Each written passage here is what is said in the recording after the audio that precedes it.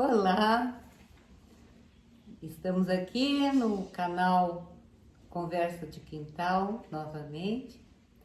Hoje gostaríamos de falar um pouco sobre eleições, que levam as pessoas a escolherem este ou aquele candidato, que na verdade não é a escolha de um candidato, mas é a escolha de um projeto político.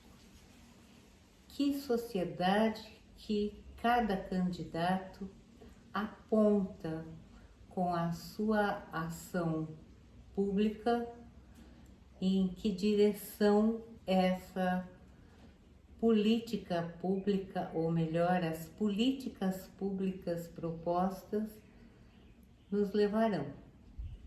Acho que Moura pode explicar um pouco o que são políticas públicas, Moura. Bom, políticas públicas. A questão precisa se distinguir, logo de início se distinguir. Política pública é algo permanente que objetiva segmentos sociais específicos, ações sociais específicas na perspectiva da construção de uma sociedade. Portanto, um projeto de sociedade, está associado a um projeto de sociedade. No caso, a maior parte das pessoas vota não em projeto de sociedade, não em políticas públicas ou eixos de políticas públicas, votam em política de governo. E muitas vezes votam em candidatos sem qualquer política de governo também. Algumas linhas tênues na área da economia, algumas linhas muito pouco definidas na área da cultura, pinceladas na saúde, pinceladas nos costumes e só. Não, política pública, ela é algo permanente que vai além de um governo. É algo voltado para a sociedade, para elevação da sociedade ou elevação de determinados segmentos da sociedade a um nível em que outras estão. O que significa priorizar, sim, alguns setores, o que não significa desprestigiar ou deixar de dar sentido a outros setores que já de alguma forma são privilegiados. Significa reconhecer que existem setores marginalizados, que existem setores extremamente vulneráveis, historicamente vulnerabilizados, excluídos, escravizados ou preconceituados, que precisam ser reconhecidos como parte da sociedade. Então, este é um eixo fundamental. Se nós apontamos e defendemos a vida, se nós apontamos e defendemos uma sociedade democrática, e eu disse que vou além, ela precisa ser democrática, fraterna, solidária e não apenas podermos votar.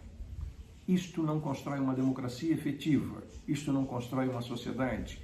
É parte de um processo, ou votar é parte de um processo. Não se esgota nisso. Então, política pública está voltada para a cultura, está voltada para a saúde, está voltada para a habitação, está voltada para setores marginalizados, setores excluídos, setores apagados da história do país ou que são postos à margem como se nunca estivessem ou são mencionados de passagem como coadjuvantes de fundo de palco. Sempre um ator principal é que é visto pela história e este ator principal continua se perpetuando. E é isso que nós precisamos pensar, é perpetuar esse ator principal só, ou o que ele representa de fato, não ele, mas o que ele representa, ou trabalhamos e optamos e escolhemos, através da eleição e através de movimentos sociais, construir uma sociedade diferente, em que todos sejam atores importantes. Ok. Então, quando nós estamos escolhendo este ou aquele candidato para determinado posto governamental, nós precisamos investigar um pouco mais. Quais são as propostas desse governo? quais são os caminhos a serem indicados como projeto político. Não é uma questão de simpatizar ou antipatizar, é estar de acordo com aquilo que nós acreditamos ser de fato o melhor. No plano da economia, assim, da política econômica, é importante a gente distinguir dois caminhos. Um seria uma política econômica vista de um ponto de vista, né, desculpem, vista de um ponto de vista ficou horrível, mas é vista sob o prisma da economia neoliberal, do neoliberalismo, da ideia de que existe leis do mercado que regularizam toda a atividade econômica. De outro lado, nós temos a ideia de um estado do bem-estar social, onde o projeto político caminha na direção de atender a todos esses reclamos da sociedade, de atender a aqueles que são menos favorecidos, aqueles que são explorados, dominados, enfim. Não é uma questão simples de ser investigada, mas acho que vale a pena vocês pesquisarem um pouco. Num momento em que se fala comunismo, socialismo, onde ninguém nem sabe o que isso significa. O Brasil nunca teve comunismo, o Brasil nunca foi socialista. O Brasil foi sim escravista, ele foi sim uma sociedade capitalista no sentido assim de uma exploração muito grande.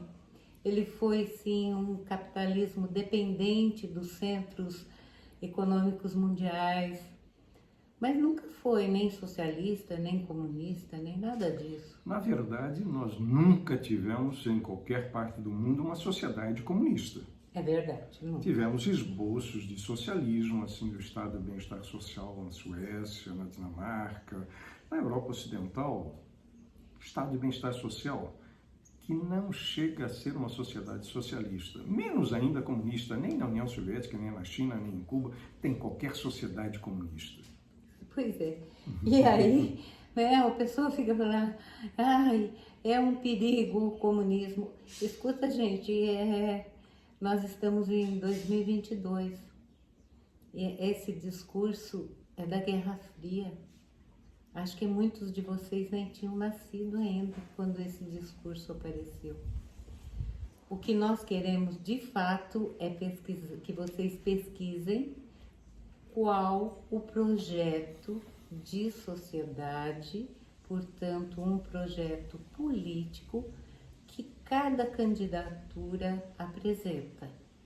É nisso que nós precisamos nos focar. Não é uma questão só de nomes ou de personalidades. É uma questão de que rumo nós estamos indo e qual que nós queremos ir. Se optamos pela vida ou se optamos pela morte. Se optamos pela saúde digna para toda a população, se optamos por uma educação digna para toda a população, principalmente os setores e aí com apoio, com alavancagem para os setores populares, para os setores marginalizados, para os setores vulnerabilizados, para os setores preconceituados, ou se optamos por dar mais força a banqueiros, a quem se apropria da riqueza que nós produzimos, ou se optamos pela arma como meio de vida. Eu tenho muita dúvida de que uma arma seja uma afirmação de vida. Então tá, né? Vamos lá, vamos pensar. Um abraço para todos. Até, logo nos vemos.